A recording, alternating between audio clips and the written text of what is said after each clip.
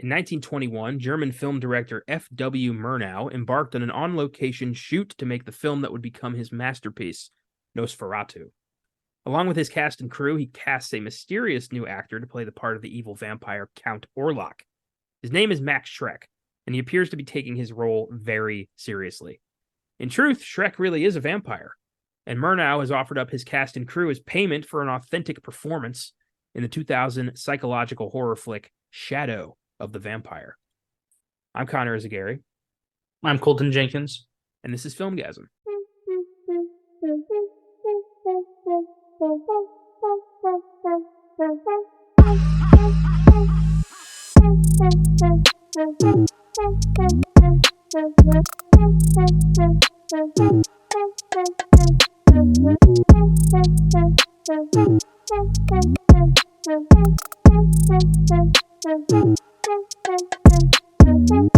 Welcome to the Filmgazm podcast. Our brief foray into movies about movies, REELGAZM, continues with a surreal interpretation of the filming of one of the first ever horror movies, NOSFERATU, in Shadow of the Vampire.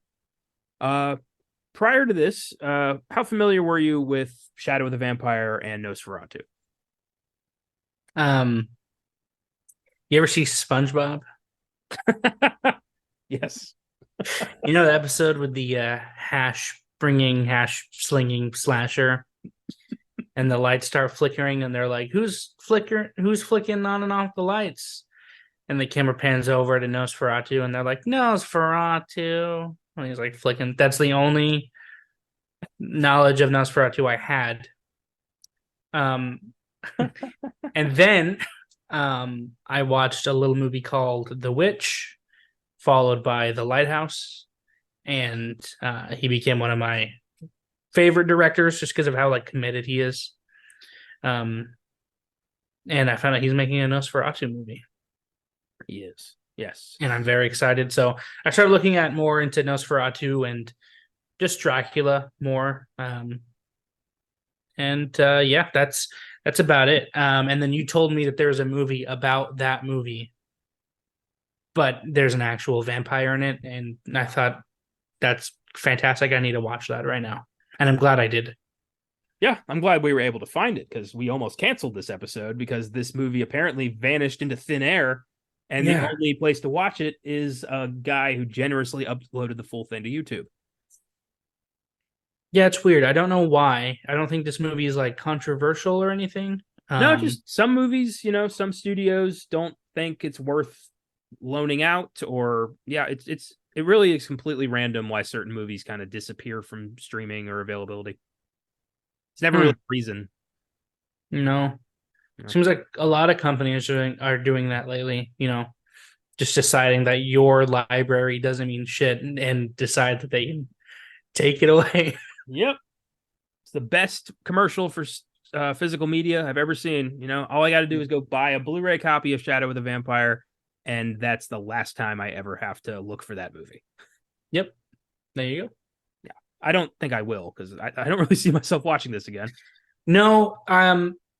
Like I said, I'm really glad I watched this movie, but there are certain movies and video games and books that I will, watch, read, whatever, and then I will be very happy that I watched it, read it, whatever, played it, and I will never want to touch it again because I feel like it would soil the experience.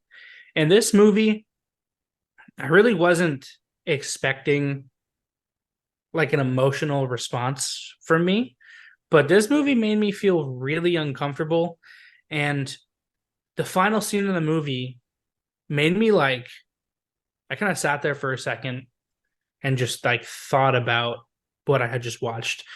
I know I'm part of a movie podcast and I should think about the movies that I'm watching, but rarely does a movie make me sit there and think about what happened and what it meant. And this movie really did. I might be, and I might be the only one, but I don't know. I thought this movie was really good and made me uncomfortable and made me question things and starting to make me look at film a different way. Well, that's fantastic. Those are the best kinds of movies. The kind of movies that reshape your opinion of the medium itself, those are rare, and you should definitely hold on to those. Yeah. This is my second time with Shadow of the Vampire. I had watched it right around the time I first started the website with Caleb, so it had to be around 2014, 2015. And I had not seen Nosferatu at the time, so I was pretty like not that invested. I was kind of like, this is weird. I don't really know who F.W. Murnau is. I don't know who Max Schreck is. A decade later, I've seen Nosferatu. I know who these people are. This movie made more sense to me. I still didn't think it was that great. I think it's really short and doesn't really explain a lot, but wasn't boring. No, I think it doesn't it is short. But I think there was a message there that I really liked. I think Nosferatu, the actual film, is, I'm gonna be honest with you, it's a little too long for what it is. But I watched these back to back. I watched Nosferatu and then immediately watched Shadow of the Vampire, and that was a crazy experience. If you're ever gonna watch these two movies again, I recommend doing that. Or if you haven't seen these movies, watch them back to back. It is insane. Yeah. They're about the same length too, so like that's manageable. Yeah. The recreation shots that they do in Shadow of the Vampire is scary because it's so like accurate and exact. We just did the episode on Disaster Artist, and we were talking about how exact those shots are. Yeah. This is like identical. It's pretty cool. Yeah, it's impressive, especially when you consider how old, Nosferatu is over 100 years old now. And it's one of the fundamental, like, original horror films. It influenced, I'd argue it's influenced more movies than any other film in history. Yeah. And the fact that, like, you can recreate those scenes in a modern film and they'll still be as effective is pretty remarkable. Nobody was really doing movies the way F.W. Murnau was making movies. Like, people were just pointing a camera, yelling direction, and watching mostly people throw pies at each other. A lot of Hollywood was comedies. And this German guy shows up and wants to film on real locations, wants to film in shadow. He wants to, like, point the camera in weird ways. He wants the cinematography to tell the story. And that was new. Yeah. Like, that's, German expressionism pretty much came out of, Murnau and other of his contemporaries. You can thank, that's Nicolas Cage is obsessed with German expressionism. He'll come up actually in this episode in an interesting way. Oh, interesting. Mm-hmm.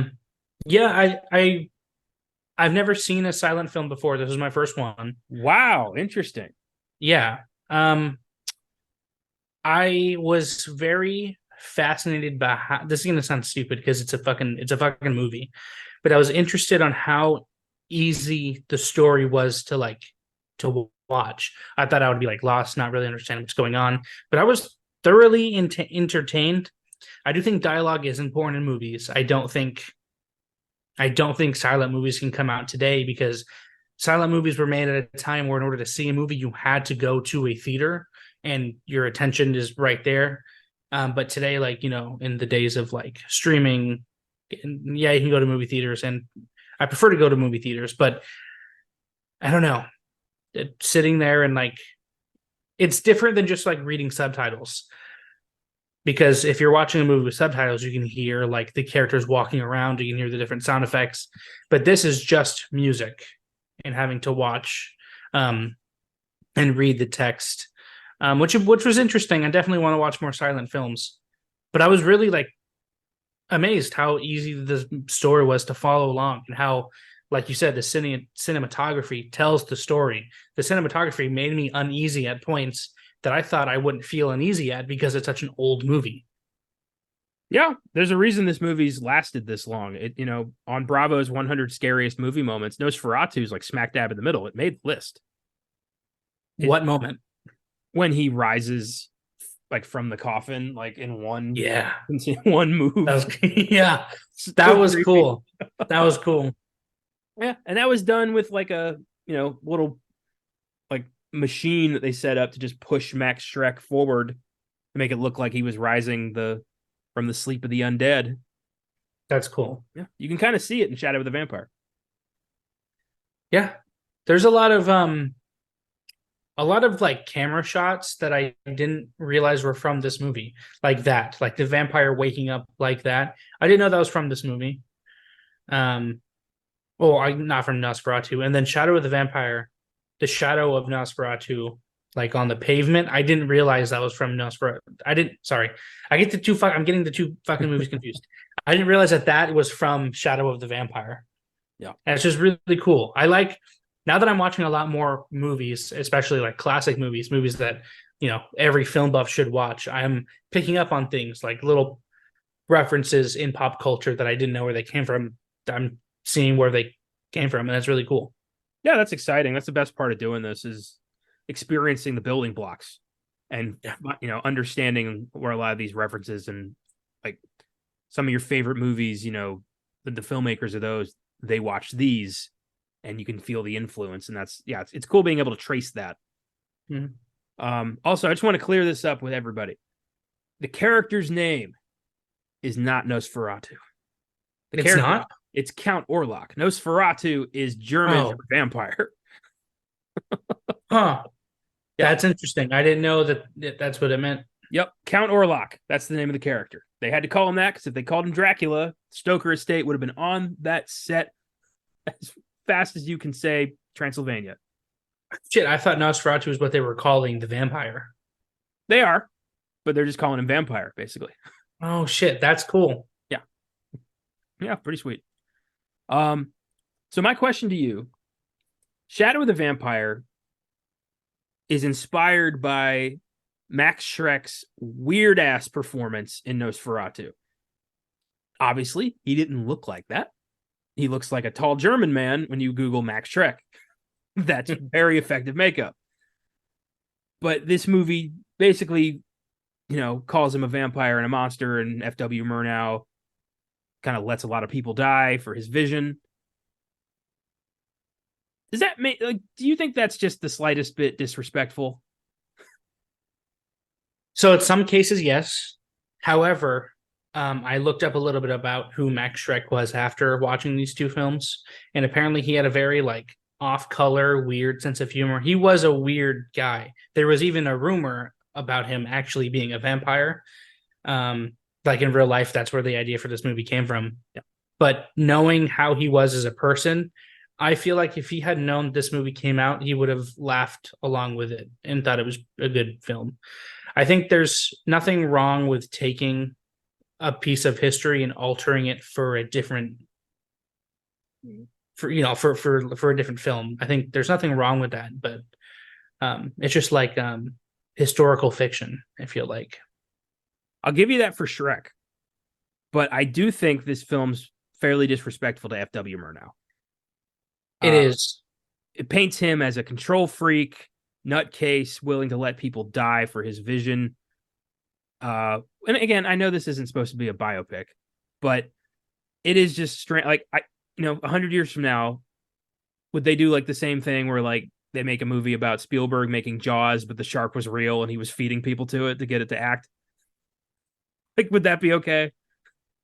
I'd watch it. I feel like Spielberg would like that though, So I feel like it is disrespectful if you do it in bad taste, but I don't feel like this is bad taste because I know you said you think the movie's fun, but I really like this movie, and I think that the message that I think it tells, at the end, is important, and I think you couldn't have done that without making him seem like a monster. So I feel like I don't think he's disrespecting the person. How do you say his name? Munich? Murnau. Murnau.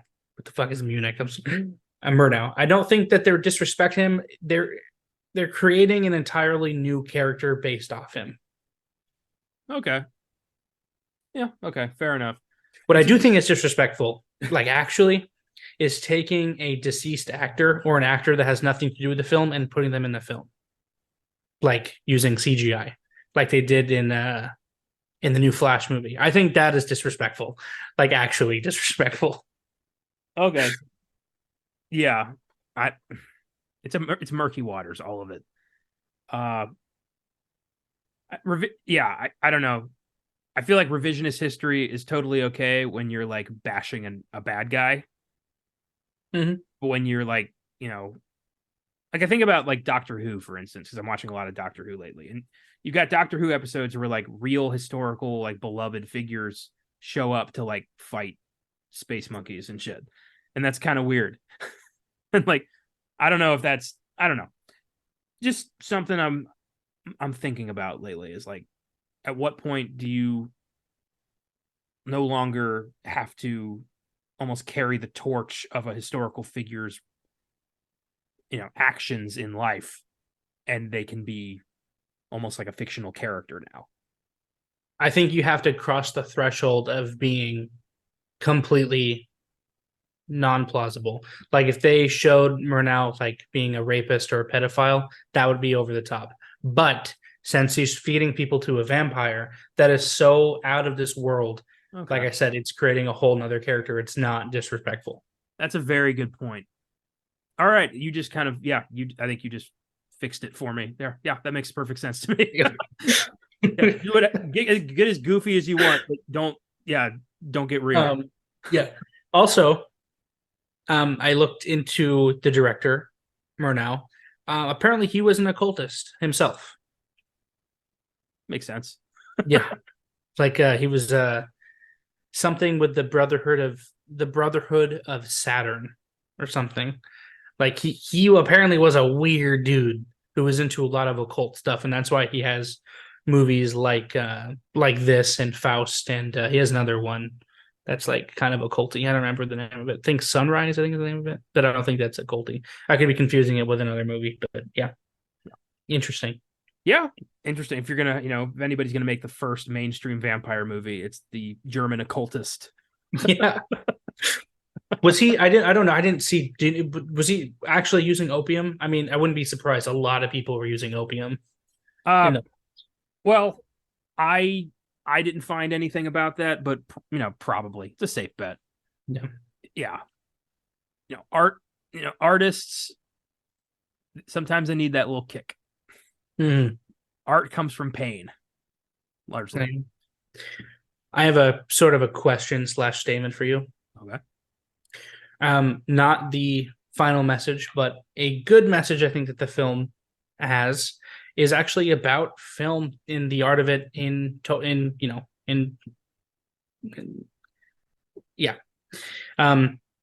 with the deal that Murnau made with the vampire was that he could have Greta and he granted him eternal life. At the end of the movie, the vampire says, "Oh, you betrayed me." I don't think that's the case at all.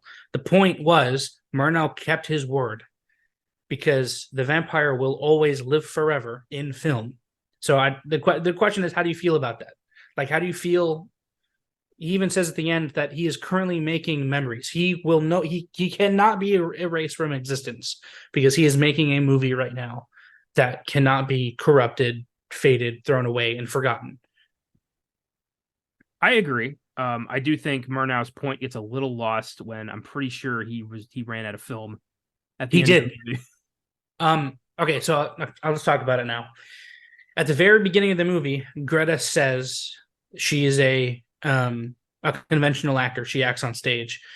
She says that the camera takes life away from her, which is interesting because after watching Sunset Boulevard, it's funny because the actress, I forget her name, but she says that, talkies take life away from her and she was giving life to the screen doing silent film, which is really interesting. I like that. But anyway, she says life is being taken away from her from the camera. So getting a little meta here, Shadow of the Vampire isn't talking about Shrek, it's talking about Murnau. The vampire is the director and the camera is the vampire. He's gone so fucking insane. He is basically a vampire at the end. He's not using any film anymore. He just says, it doesn't count if it's not on screen. I thought that was so fucking cool, dude. It's a very interesting way to look at filmmaking, and these are the arguments that were being made when film was introduced as a medium.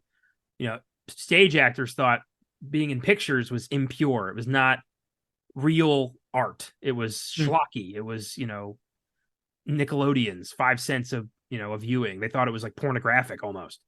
It was not. There was no future in it. So a lot of stage actors did not think that movies were going to last. A lot of them did make that argument, like, filming it is going to be, it's going to take away from what we're trying to do here.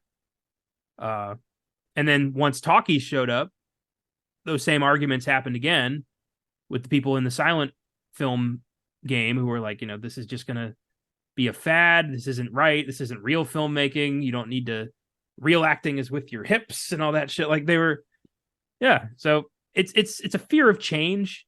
It's a fear of growth.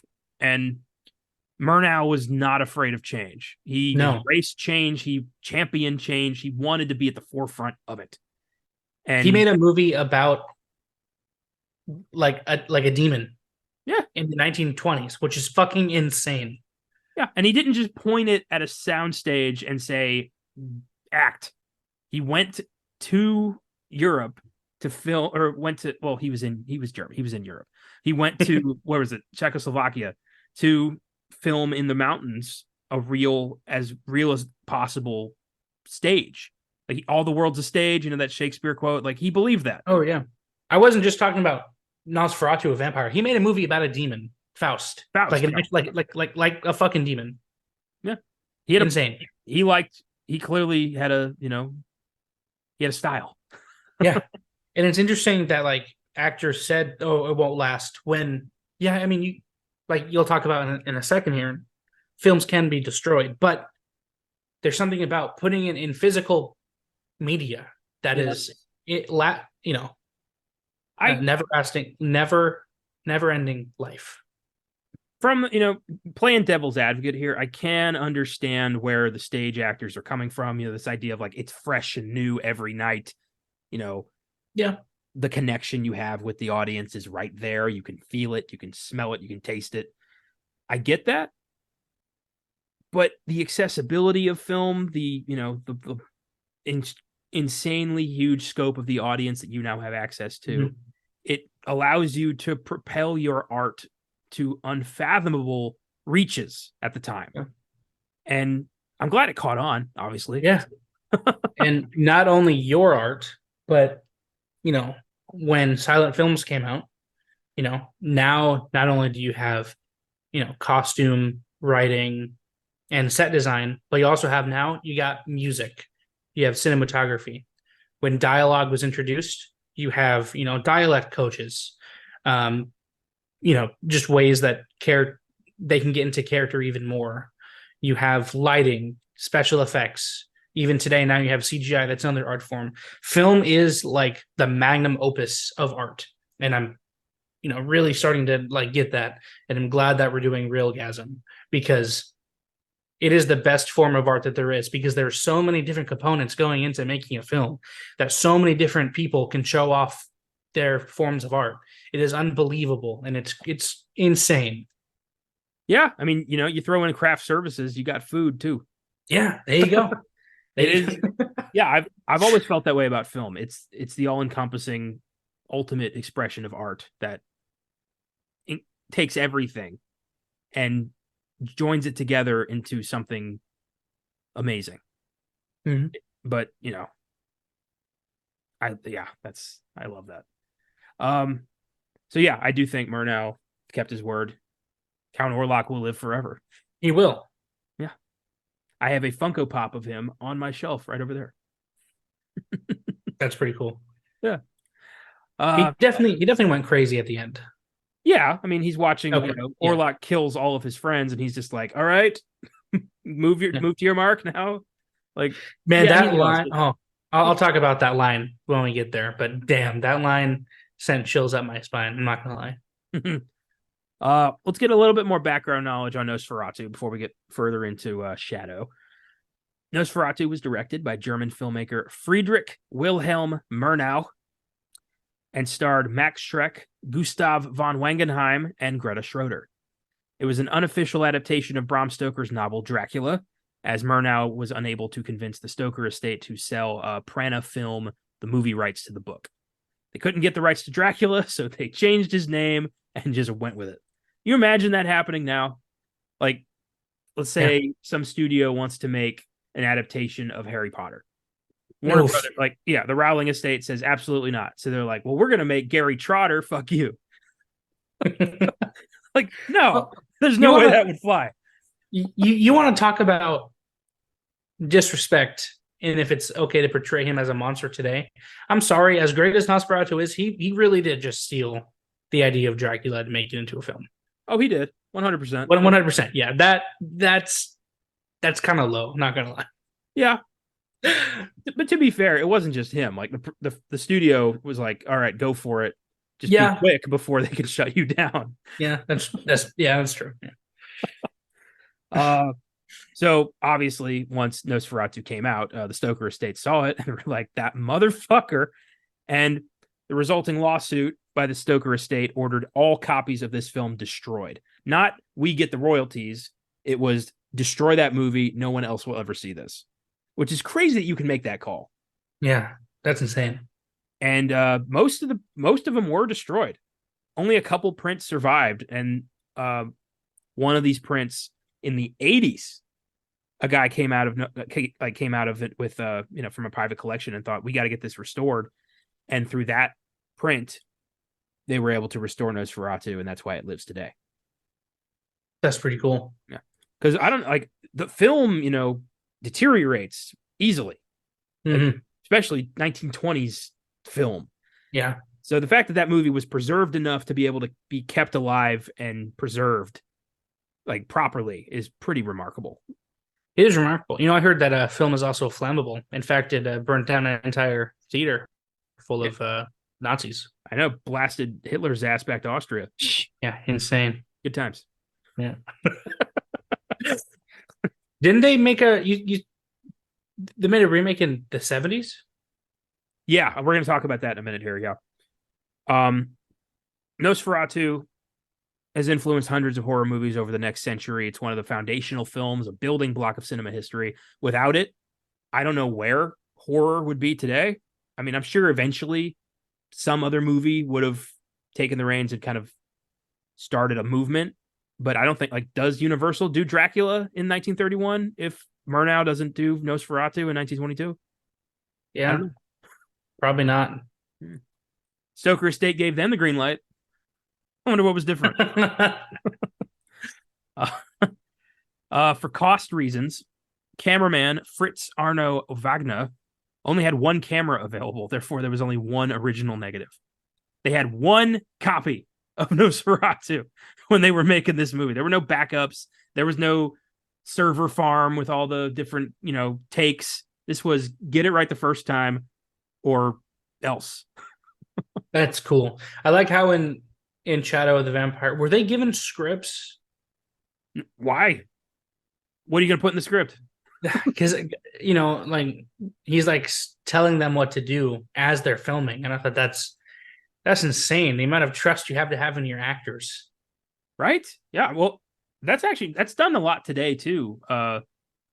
It's cut out in the editing room, but a lot of it, the director would be like, all right, now look at him, intense, that kind of thing. But it's nowhere near as monopolizing as it was in the silent film era, where there was no script really. I mean, you were told you're having a conversation about his daughter, or you make sure you walk over there and look up, that kind of shit. But overall, you knew what the story was supposed to be about, and you just kind of had to reflect that with your eyes and your head and everything but your voice. Yeah, that's why silent film actors are so animated. They're overacting to the nth degree because they have to project everything they can tell the audience in their body language. You have to be able to tell, oh, he's scared, or oh, he's upset about that. You have to be able to tell immediately without any words. Yeah, I agree. I do think dialogue is important though, for sure. It is. I prefer talkies. I'm glad they finally figured out how to do that. This is cool. The idea of sunlight killing vampires originated in this film. In the novel, Dracula is only weakened by sunlight.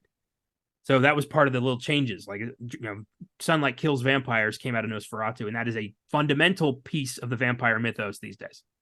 That's pretty cool. I like that. Yeah.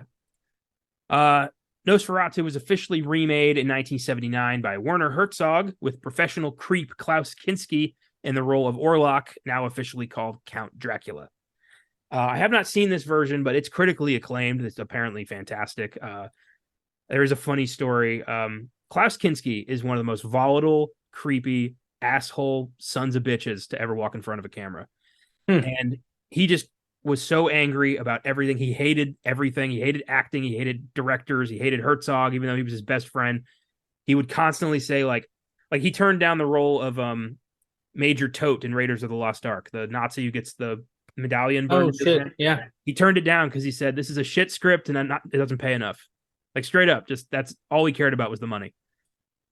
But he was also a pretty good actor when he, tried. But he also raped 2 of his kids. So, he's a bastard. Oh, okay. Anyway, there was a Kinski and Herzog argued constantly. There's a documentary about their volatile friendship called My Best Fiend that I really want to watch. But on this set, Kinski thought he's a vampire, so he should be very animated and run around and be super fast and agile and shit. And Herzog was like, no, you're going to be quiet, calm, and reserved. And Kinski was like, fuck you, we're doing it my way. And Herzog was like, I'm the director, we're doing it my way. So the way Herzog figured this out was, I'm going to piss this guy off so hard every single day that he's going to chase me around the set and get tired. So then I'm going to yell action, and he's not going to have the energy to play wild and crazy Dracula. He's going to play my Dracula. That's great. Now I have to watch it. Yeah, it's pretty funny. He did a sequel called Nosferatu in Venice that has not an official sequel, but Kinski's in that too. And then horror director Robert Eggers is currently working on a remake of his own, set for release in December 2024, with Bill Skarsgård in the role of Count Orlok. And that was a project I didn't think was ever going to actually happen. He'd been talking about that since The Witch, and he's done 2 films since, The Lighthouse and The Northman, and now he's finally going to do Nosferatu. Because the man was getting bullied. Yeah. Don't release a movie like The Witch and then say, I want to make Nosferatu, and then don't for 2 movies. Like, people want to see that shit. Oh, God. Wasn't there like a Nosferatu the Vampire or something? Yeah, that's the Herzog Kinski one. Oh, that's okay. Yeah. I don't know why they didn't just call it Dracula, because now they could. Yeah, just call it Dracula. Yeah. Wait, hold on. It's called Nosferatu the Vampire. So yeah, it's Vampire the Vampire. It's Vampire the Vampire. That's fucking funny, dude. Yeah. Oh, so, 50 years of people just calling the character Nosferatu, it's going to be like, that's going to be the default for a lot of people. Since they didn't have, the copy of Nosferatu until, like, you said, like, well into the 80s. I wonder, like, how accurate to the film the remake is. Well, there were fragments. Like, there were some, pieces of the movie out there, but, like, the full print was still not, like... Oh, I gotcha. Yeah, they found that. And, I mean, Herzog might have known that guy and said, like, hey, I want to watch the movie. And the guy would be like, all right. Do you know how Nosferatu premiered? Did you hear about that? I did not. So Nosferatu premiered at a zoo.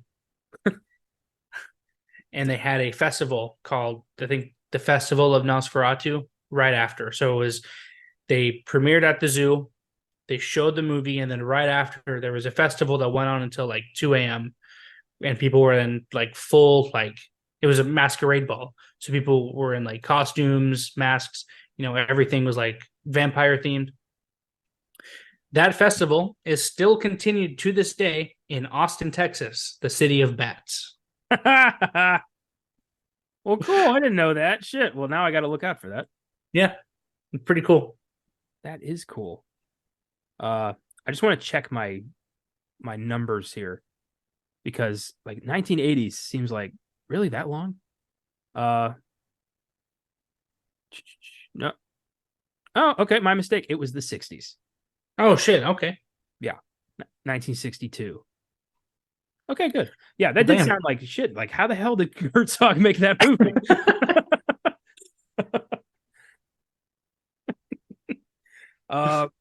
Okay, so Shadow of the Vampire was directed by E. Elias Marriage, who also directed 1989's Begotten and 2004 Suspect Zero.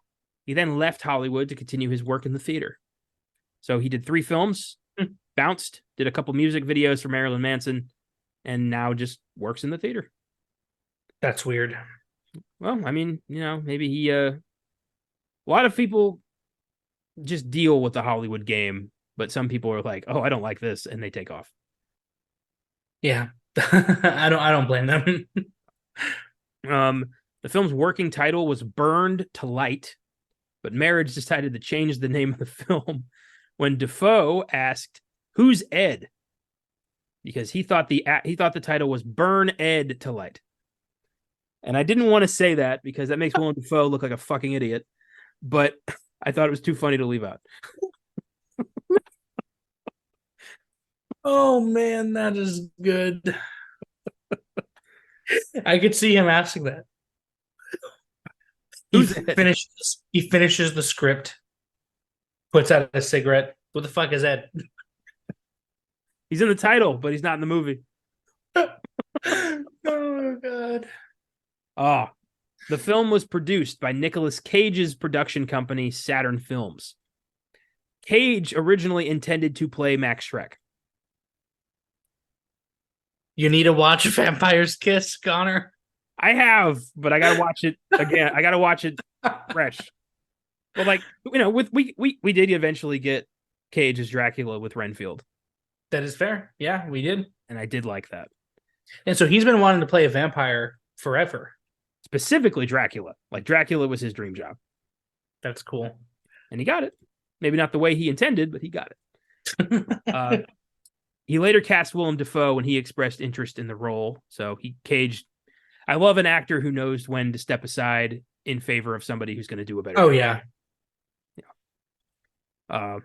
Cage stated he always wanted Malkovich as Murnau, so that was his first choice. Malkovich was first choice, and he was great. Oh yeah. I thought this was crazy. Members of the online game, the Hollywood Stock Exchange, were able to donate a small sum towards the film's production in exchange for listing their names on the DVD release of the film as virtual producers. So random people were allowed to just like donate some cash to the movie, and they would be included as a virtual producer on the DVD. Why do we not do that anymore? Money. But like, all you got to do is donate like a couple bucks, and you get your name on there.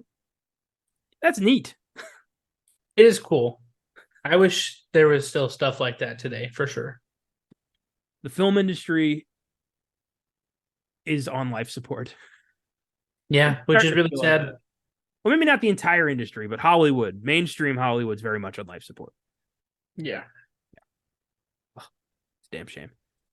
To create the aesthetic of old film, cinematographer Lou Bogue shot much of the film with Kodak Vision 800T film stock, a high-speed specialty stock with very coarse grain in super 35mm format. So they tried their hardest to mimic the old crumbly film that Murnau would be using, and it shows.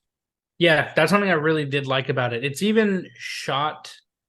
Obviously, it's not, as like choppy and still as the original, but a lot of shots remind me of the way that NOSFERATU was filmed. Like if it was made today, it'd probably be filmed like this. Like it was very like ethereal, like the scene where he does opium at the very beginning of the movie, and he goes to like that, whatever the fuck that was, the weird strip club, whatever that was weird.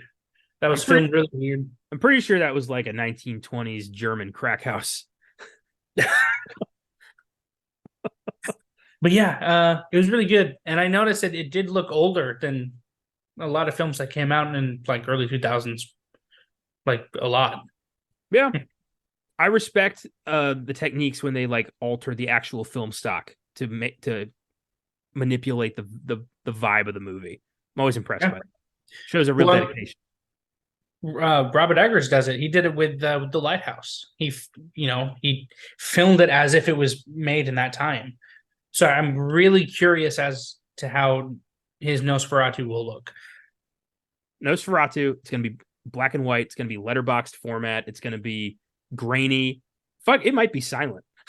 You think so? If anybody could do it, he could. Yeah, he could. The guy is he's one of my favorite film directors because he is I say like Inglourious Basterds is the film that like made me a film guy, but Robert Eggers is the guy who made me realize that film can be an art and realizing, oh, directors are like important to look at, So like just the way that he made The Lighthouse, The Lighthouse, I think, to me is my best movie ever made. Ooh. Like if someone asks what do I think is the best movie, it's not a movie that I enjoy. It's not my favorite movie of all time, but I think The Lighthouse is the best movie ever made, just because of like the dedication, the fact that he made the set, he built it. I mean, he did the same thing for The Witch, but he did it all for The Lighthouse. He went the whole 9 yards with it. So I cannot wait to see Nosferatu at all. Very cool. Yeah, The Lighthouse. I don't really think anybody knew what to expect with that movie, and I went and saw it with Austin and a friend of his, and we were all just kind of like, what the fuck? And I had just recently seen I think it was Us or no, Midsommar. That's what it was. I had just seen that. Because Ari Aster and Robert Eggers, I have like constantly I have them on like even ground in my head for some reason. And when I saw The Lighthouse, I was like, this is the kind of film I wanted when I saw Midsommar. And I feel like Ari Aster wants to be Robert Eggers. Eggers is 3 for 3. All 3 of his films have been fucking lights out. Yeah. Aster did great with Hereditary. He hasn't captured it since. Midsommar and Beau is Afraid were boring and weird. Yeah.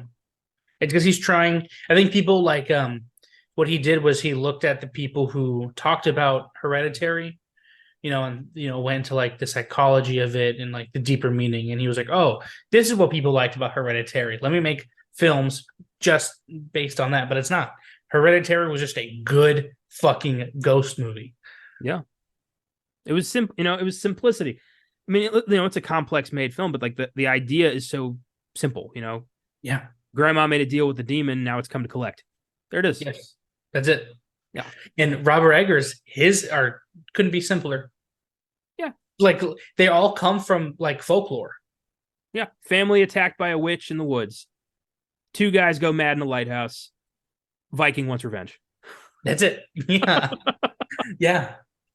And he nailed it every time. I want to see his take. He probably will never do it, but I want to see him make a modern movie. I kind of don't. I like his like eerie alternate path aesthetic that he's really mastered. I like it too, but I want to see maybe not like modern, but like 1940s.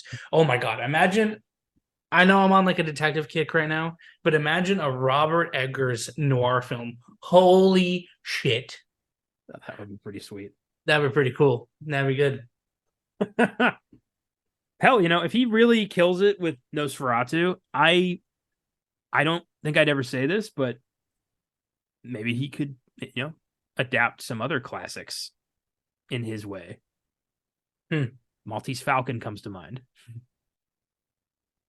Interesting. A lot of people forget the 1941 John Huston Maltese Falcon with Humphrey Bogart. That's a remake. Is it really? Of a 1920s version of the Maltese Falcon. So, do with that information what you want.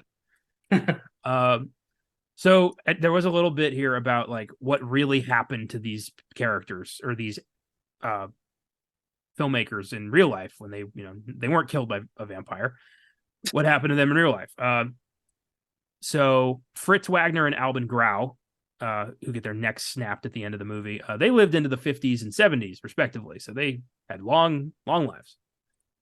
Greta Schroeder, who gets drained at the end of the movie, continued to have a film career until the 50s, died in 1980.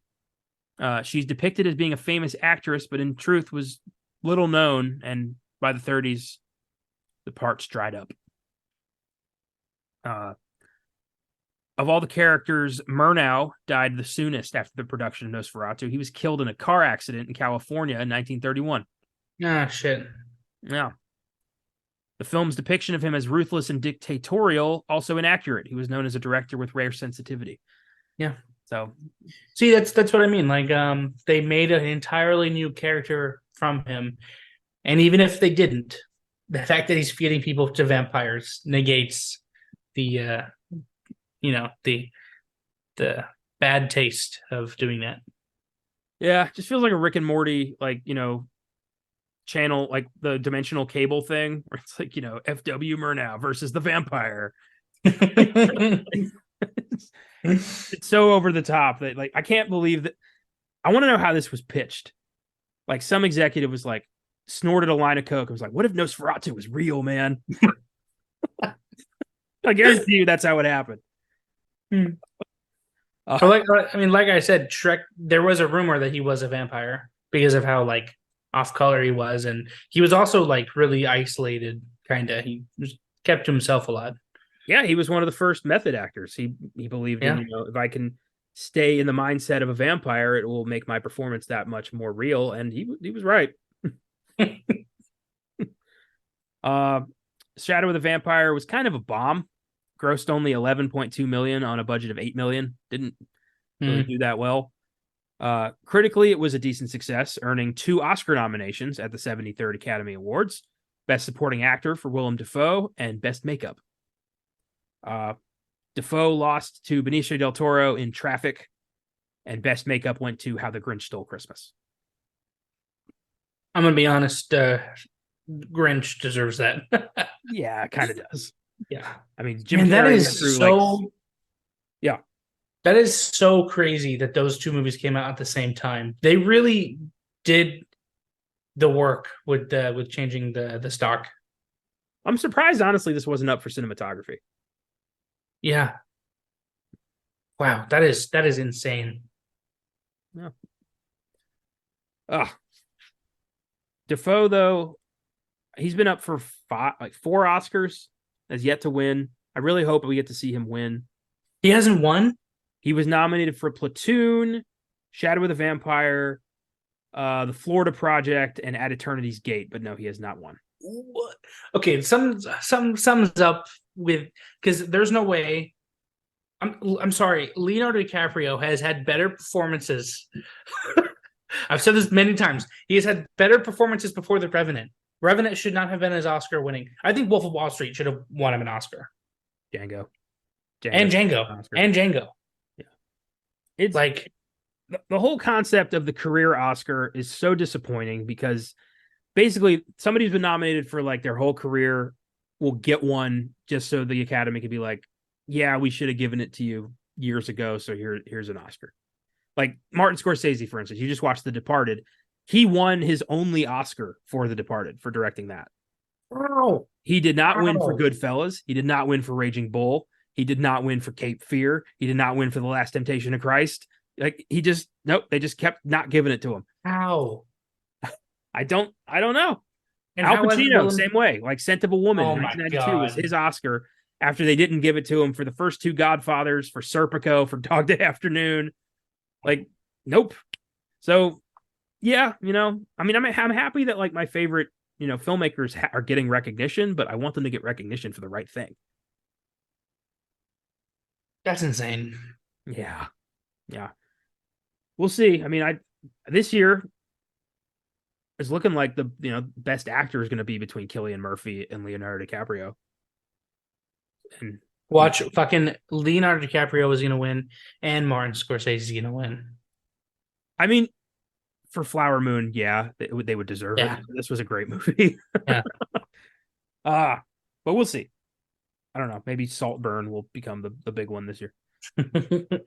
Shadow of the Vampire has an IMDb score of 6.9, Rotten Tomatoes score of 82%, audience score of 74%. Critics' consensus reads Shadow of the Vampire is frightening, compelling, and funny, and features an excellent performance by Willem Dafoe. Yeah. Yeah. Not very original or punny there, Rotten Tomatoes, but accurate. No. I think I do agree with frightening. This movie made me uncomfortable. I wasn't expecting to feel as uncomfortable as I was. But I actually, to be honest, John Malkovich, he's the one that made me uncomfortable, not Willem Dafoe. Yeah, I never really got their relationship. Like, you imagine finding out like a vampire's real and you're like, you got to be in my movie, and the vampire's like, only if I get to kill the lead actors. You're like, deal. I do wish that was explained more. Yeah. How did he find him? How did they strike this deal? I love that Max Schreck like playing an actor playing a vampire. Like, he's just pretending to be this eccentric actor, and he like is acting on camera. Like, but he's a creature of the night, killing people. Yeah. That's great. Yeah, it's funny. So let's talk categories: scene, performance, music, and dialogue. Where do you want to start? Let's do line, because I was just about to talk about a line I like. It's when he Willem Dafoe is looking at the papers. It's like the first time they're filming a scene together. Yeah. And he looks down the papers and he goes, "What is this? It's not right." And John Malkovich is like, "No, just pretend they're real estate papers." I love when like he tells somebody like, "Will you take Max aside and explain his motivation?" Yeah. Yep.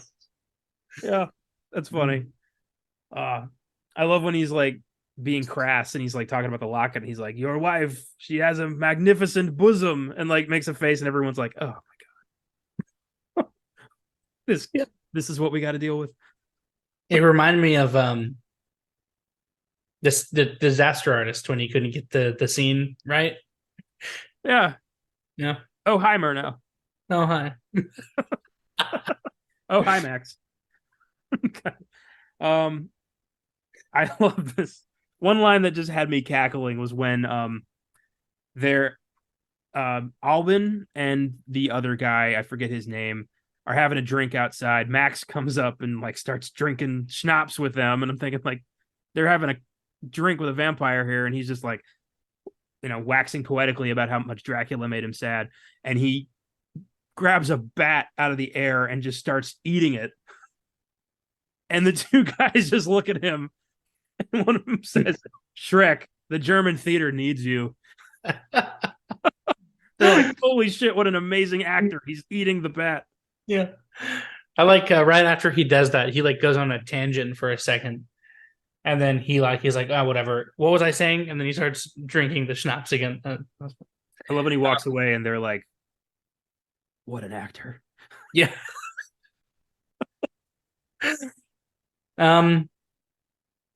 So a line I had is, it's really long. I'm not going to say the whole thing, but it's that actually what you just mentioned when he talks about how he read Dracula.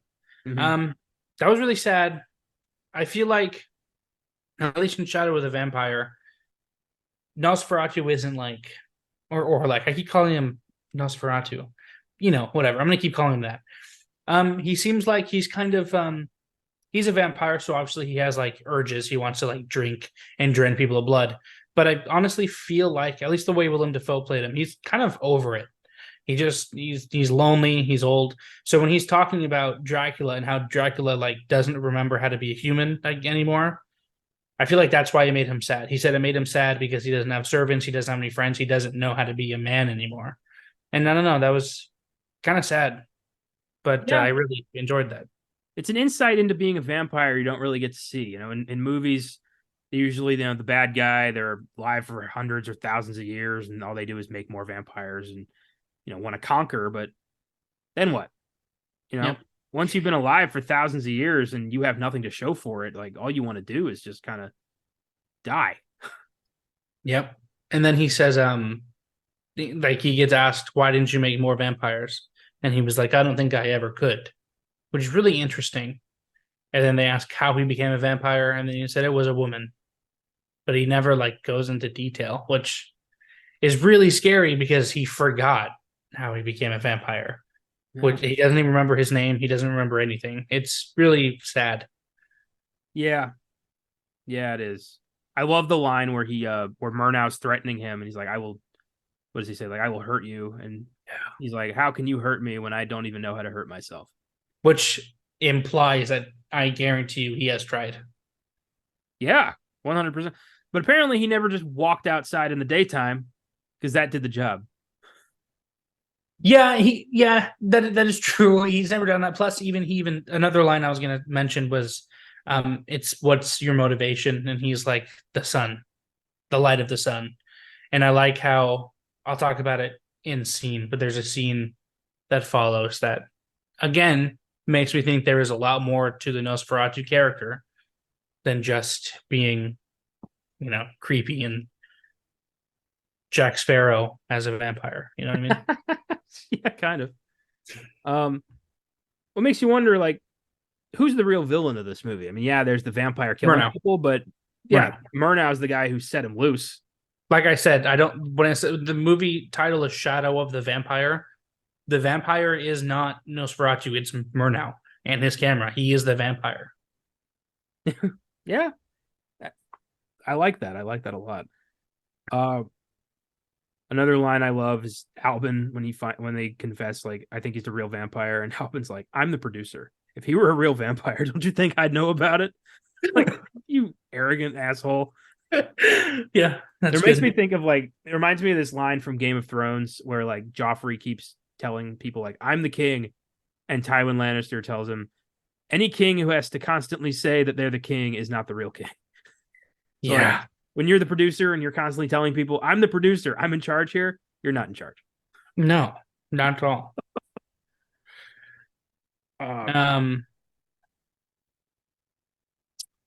What's another one? I've got a good one. Right when we first meet Murnau, he does this amazing speech about art that I just love. It's mostly in voiceover. But here's what he says. Our battle, our struggle is to create art. Our weapon is the moving picture. Because we have the moving picture, our paintings will grow and recede. Our poetry will be shadows that lengthen and conceal. Our light will play across living faces that laugh and agonize. And our music will linger and finally overwhelm because it will have a context as certain as the grave. We are scientists engaged in the creation of memory, but our memory will neither blur nor fade. Fucking hell, man. That's so good. He really got it, man. Murnau got it. He really did. Old films. This is a weird question. Yeah. Is it burning the film with the picture? Is that how they get the picture on the film? I wouldn't know. I don't know much about the actual process. Probably not, because burning the film would cause it to go up immediately. Yeah, that's fair.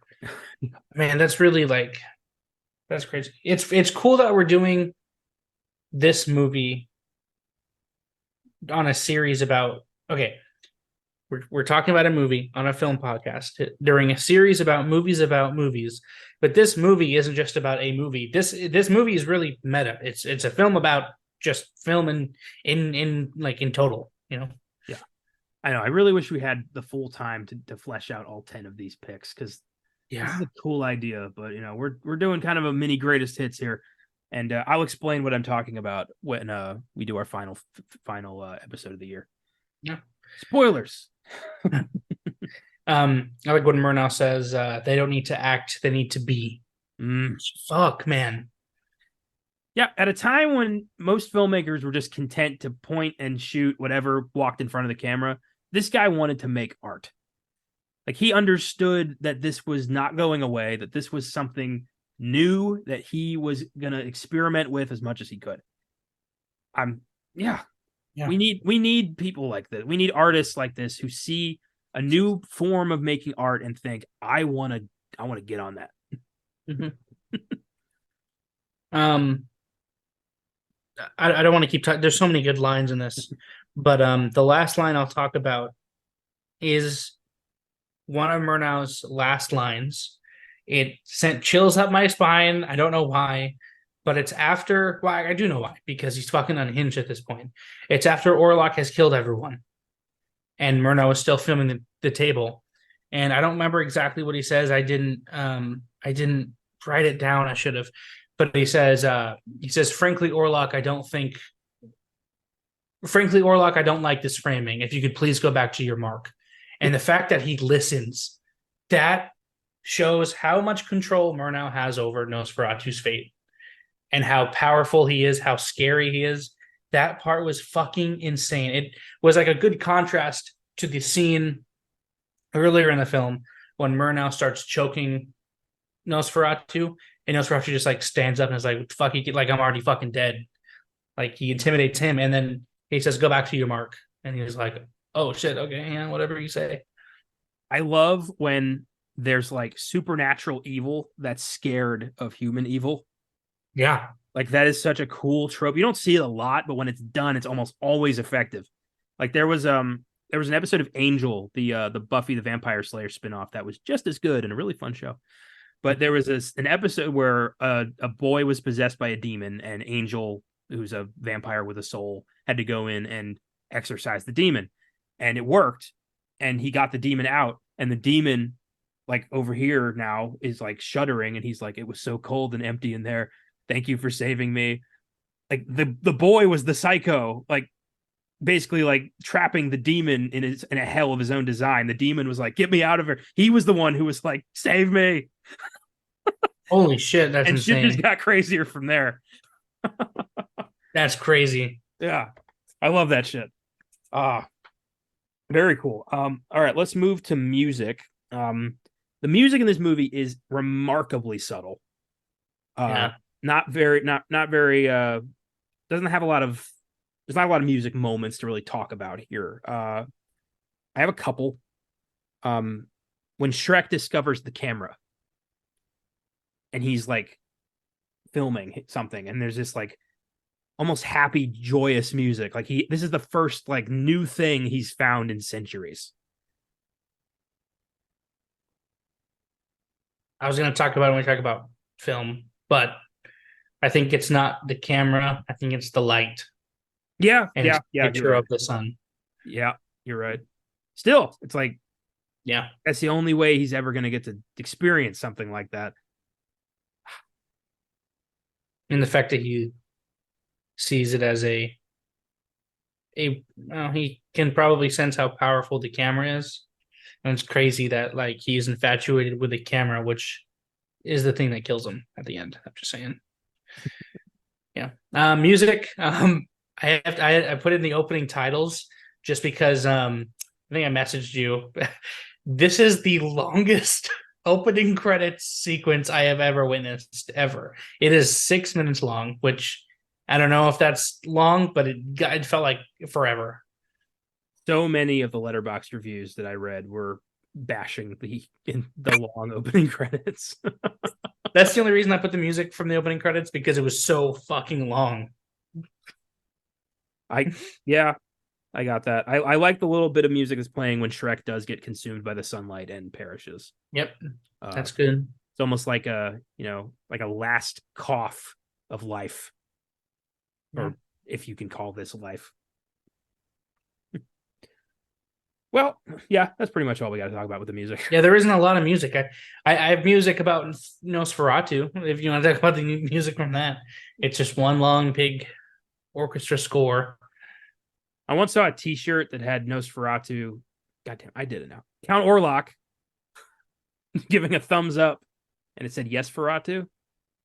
I wish I'd purchased that shirt. That's pretty funny.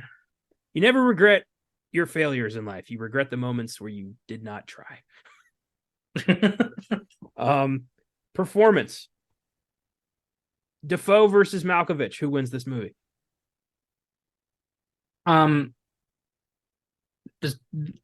That's hard. But I think I'm going to give it to Malkovich because he scared me. He made me uncomfortable. I was not expecting that. I was fully expecting Dafoe's performance to make me uncomfortable. but it was him completely. The entire movie, it was Malkovich. And then the last moment of him just completely unhinged, you know, filming with no film left in the camera. He has become the vampire, and it's scary. And I don't think there is a single actor that could have played that role better than him. Well, Nicolas Cage certainly thought that too. Uh, I agree. Yeah, Malkovich is just a director in this. You know, he's a no one compromises my vision obsessive. You know, he's a pre-Kubrick. Like I can totally see Kubrick doing exactly this. I hate when like film critics, I think they use a lot of words that I think are pretentious sometimes. But when they say, "Oh, this director is a force," for real, Murnau is a force. He is like, an omnipresent being by the end of this film. Like Orlok is scared of him. Well, Shrek is scared of him. Yeah. He has done the impossible, and he has captured life itself on the camera. And Shrek seemingly is aware of that. He's looking into the eyes of not evil, but obsession. And that's a little scarier than evil. Yeah, it's obsession. And do you think Shrek realized he was going to die? I mean, he knew like once like their plan failed, but I think he knew he was going to die. But I also think in his last moments, he realized what Murnau meant by life everlasting. Yeah. He meant, okay, I will live forever in this film. Which is kind of odd because you really get the feeling throughout that he doesn't want to live forever. He doesn't. So I think I don't think he wants to live forever, but I think he likes the thought of like maybe his legacy or a part of him being around. So I think he knew deep down that he was going to be killed, but he liked the idea of being in a movie. Yeah. And when he saw the camera, he had probably a mix. I think I'm the guy in this podcast that looks way too deep into things, but he not only was he like this reminds me of the sun and I miss the sun and I want to touch the sun, but I think he was also looking at the camera, probably like realizing how powerful a film camera is. Yeah, possibly. It's all open for interpretation. I give it to Dafoe. I'm just mesmerized by his commitment to this. The way he just presents himself, the way he mimics Max Schreck's performance, so perfectly. Like there's this thing that Schreck did in Nosferatu where like whenever he'd turn his head, his eyes would move first.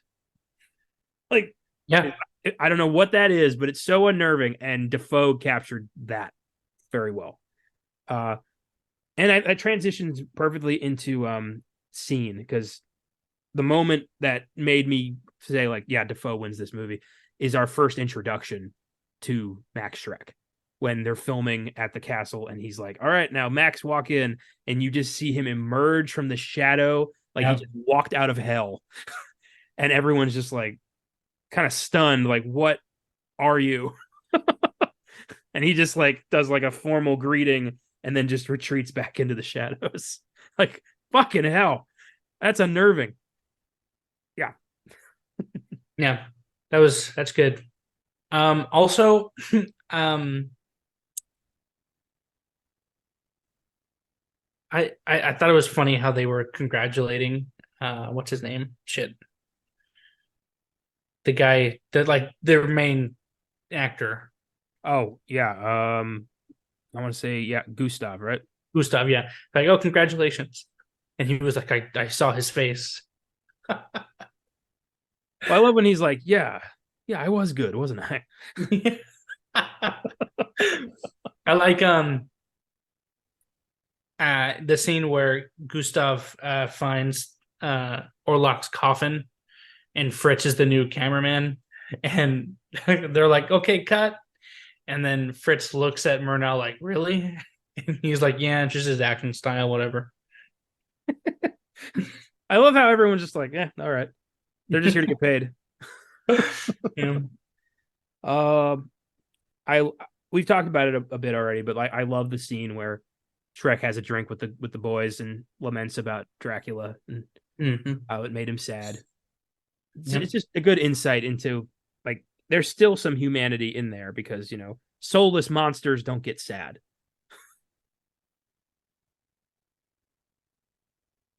It's crazy you say that because Murnau never got sad at once in this entire film. He is a soulless monster. He was grooming Greta. He knew that she was going to die at the end. Whereas Orlok or Shrek does have a moment of like, I wish I was a man. Like he has a moment of clarity, of sadness. So yeah, that's kind of how you can. That's your biggest clue as to who the bad guy is here. Yeah. So a scene I like, I talked about, is when he finds the camera and he puts his hand, and he starts doing like, you see a shadow on like the wall behind him. It was like, him finally seeing sunlight, and it's reflected again later when he finds the arc light, which I wouldn't have known this if I hadn't looked it up. But I thought the fact that they were all wearing goggles was fucking stupid. But apparently those lights are so bright, like you won't be able to see the film if you're not wearing those goggles. So I like that Orlok grabbed that light that's basically almost as bright as, not as bright as the sun, but you know what I mean. And he fucking basically, it's kind of stupid, but it's also sad. Again, he puts his whole fucking face in the light basically, and it's just like amazed. And then that's when the door opens. I didn't know that about the goggles. I was questioning that the whole movie. Like, why is this a science experiment? Like, why are we doing this? That's why I asked if I texted you and I was like, are they doctors? Because they're wearing white coats, they're wearing the stupid goggles, and they keep calling them doctors. Now, I'm not sure about that. I'm pretty sure they're not doctors. I think that's just like a general German term of endearment, like a hello friend. I think. I'm not sure. My last scene that I have is when Murnau's directing Orlok or Shrek's death scene the first time, not when he's killed everybody, like the first time when he swear he just like, you're dead, you pig, swine-hound shit vampire, like just screaming obscenities at Shrek. I found that amusing.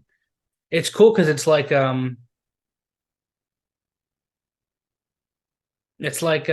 don't know. It's like it was like that part, I don't know. It's weird because like, the vampire is evil because it's a vampire and the man is good because it's a man, but the roles are reversed. So it's just weird, him. It's funny you say that because once you get to my second book, you are very much going to question that statement. Oh shit. Good and evil is very much not dictated by what kind of teeth you have. Yeah, no, not at all. So him like screaming at Shrek is like, you want to call him Orlok. It's again, it's sad. Because he's a monster, he will always be ridiculed like that. And it's just his nature. I mean, I don't want to, erase the fact that he brutally murders like 8 people in this movie, like viciously. Yeah. But again, Murnau's the guy who let him on the set. Yeah, solely so he could get the most realistic depiction of a vampire he could get. It's entirely for his vision. So you say he like brutally murders people. Here's a question just about vampires. Yeah. So, no, I think Nosferatu is, sad he's a vampire. He wants to be a man. He has like glimpses of like, wanting to be normal. Vampires literally cannot help it. It's not in their nature. So like, is it their fault? Are they to be blamed? Or like, well, you're murdering people, so you're evil, but they cannot help it. They are cursed. It is a curse. Yeah, but there's a certain element of sadism that is 100% a choice. Like you can just drink the blood and make it quick, but a lot of fictional vampires, like as opposed to the real ones, but a lot of like movie vampire villains, they have this like they enjoy playing with their prey. They like to watch them sweat, watch them they almost feed more on the fear than they do on the blood. So like that's where it's evil, when you're basically torturing somebody before you kill them. Yeah, that makes sense. Well, he wasn't really torturing them; he just killed him. Well, like Dracula in the novel is way more of just a monster, like a beast. Oh well, yeah. He's not, romancing anybody. He's not, he's waiting for the opportunity and then he's killing them and making more vampires. Like, that's all he cares about. So I get, this depiction of Dracula, quote unquote, is an accurate portrayal of the character, because it's just, feed and reproduce. There's not really an element of torture, mental or otherwise. I mean, Count Orlok was obviously evil at some point. He says, I used to drink from golden chalices, and now I feed the way an old man pees, which beautiful line. I forgot to mention it. But the fact that he drinks from golden chalices, he was evil. He was a warlord. He was Vlad the Impaler, before he was a sad old lonely man. That's true. Nobody's a saint. No. No. Anything else you want to shout out before we move on? No. Okay. Well, just a small detail. Yeah. The train's name was Charon, which is the ferryman of the dead, which I thought was a great touch, but I didn't want to say anything because I thought maybe that's just the brand of trains. But I don't know. I'm still gonna say it. I thought it was cool. That is neat. I didn't notice that. I didn't know trains have names. I guess I don't know. It was right on the front of the engine to Charon, and I was like, yeah, that was. They're all gonna die. They are literally taking, passage to hell. Yes. Let's take a look at what Letterboxd has to say on our final segment, What's in the Box. What's in the fucking box? Give me the gun. 3.5 out of 5 on Letterboxd. Okay. Pretty good. It's a 3 out of 5 for me. My thoughts really haven't changed much since I saw this the first time. I think I'll give it a. Yeah, I think I'd say 3 also. I like the message. Nothing counts if it's on film. And, films are immortal. Yeah. Legacy, there's so the actors of old Hollywood, this is how they're going to be remembered forever, If they were just stage actors, I'm sure there'd be stories, but would we remember Humphrey Bogart, Ingrid Bergman, Claude Rains, the rest of the cast of Casablanca that I just randomly selected? Okay, so I've got 1 positive and 4 negative for you here. I'll start with the positive. This is from Kat. I bet the makeup artist saved so much money working with Defoe since he kind of already looks like a vampire. 4 stars. That's funny. He said no makeup, and he's like, I kind of would like some makeup. Well, too bad. Yeah, that was funny. He's like, I would like makeup. It's like, well, you don't get any. And Orlok just kind of gave him this fuck you stare. He hissed it. He was like, fuck you. Why not? Why not? Okay, now we get a little personal. This is from Isabella Faria. Just a big, boring Hollywood hand job. I stopped the movie at 20 minutes. Half a star. What do you mean a Hollywood hand job? What the fuck are you talking about? Nosferatu isn't a Hollywood movie. Well, Shadow of the Vampire is. Yeah, but it's not jerking itself off. It's German cinema. It's yeah. This is not masturbation. This is friendliness. This is a hand job. Come on. This is a good evening. It's porn, for God's sakes. No. Plus, if you stop the movie at 20 minutes, did you even meet Max Schreck? Yeah. I don't get. Yeah, you sound like you were forced to watch this and you didn't give it a chance. Yeah. This one's from Kev, 3 V's. Should have probably seen the 1922 Nosferatu before watching this piece of shit. 1 star. Oh my God. Yes. You should have. What the fuck? Some people don't want to do the homework. They don't want to, give themselves the best viewing experience possible. And I don't understand that. Like, wouldn't you want to be as informed as you can be before watching something like this? Yeah. This one's from Kelswid. God bless Cary Elwes. He will never not give an insane accent his absolute all. 1.5 stars. His accent was awful. Yeah. It was like, it wasn't even like, it was like some kind of German, English, Australian hybrid. I don't know what the fuck he was going for with that. With little specks of Brooklyn in there too for some fucking reason. I got nothing. I have no idea where that came from and why the director wasn't like, cut. Can we talk? Like, what was that? I'm gonna give you 3 weeks with the dialect coach, and I'll film everything else that you're not in. And this last one's from Alex M. If this movie was a food, it wouldn't taste of anything. The idea is really interesting, but somehow nothing comes out right. It's not funny. It's not scary. It's not dramatic. It's not touching. It's not surprising. It's just nothing. The only saving grace is the ending, but enough to make this worthwhile. I think you meant to say not enough to make this worthwhile. 1.5 star. What do you mean not dramatic? I think there's quite a bit of drama here. There was a lot of drama here. The man hired a fucking vampire. Not a food.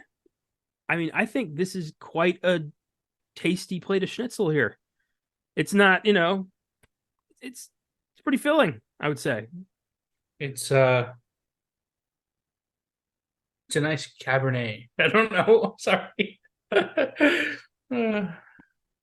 I always just, one of my favorite jokes is like, what was it? Germans. I heard German sausage is just the worst. Oh my god, it's bad. I love that joke.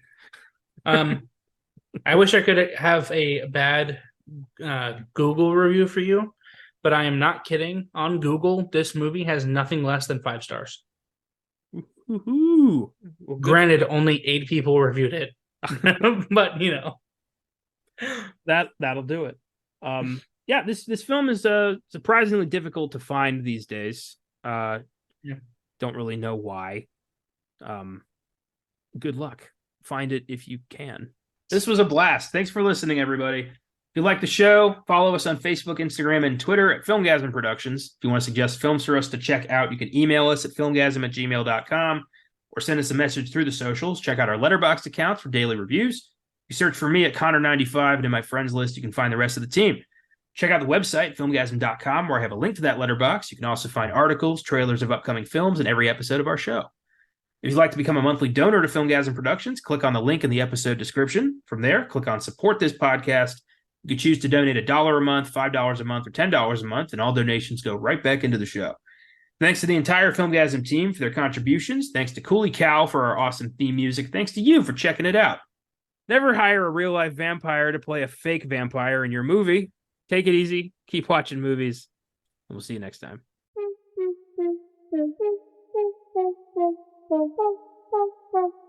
you.